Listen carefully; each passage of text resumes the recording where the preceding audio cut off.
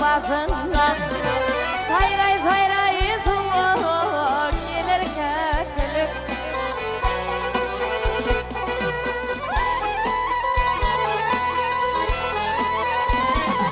Ey tabikin dostlarında tebigatı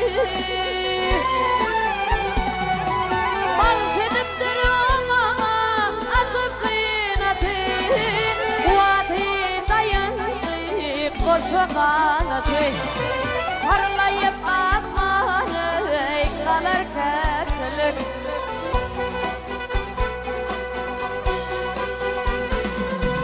Gelir seyranın garin tayrağında aklım hayranda gelir seyranın garin tayrağında aklım hayranda parlayıp asmanı parlayıp asmanı kalır kökülük.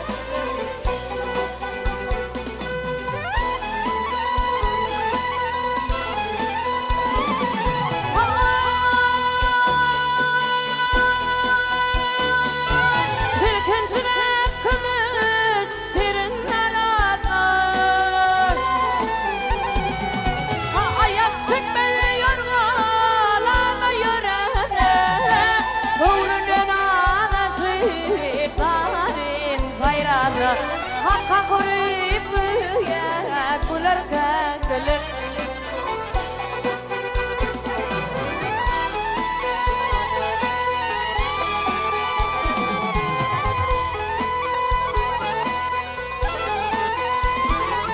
Eylerin aydır bulur senler usvaları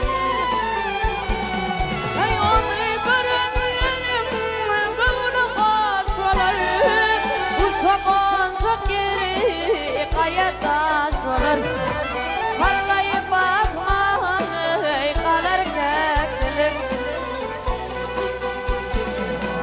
Gelir seyrana garin hayrana aklım hayrana parlayıp asmanı parlayıp asmanı kalır kökülük.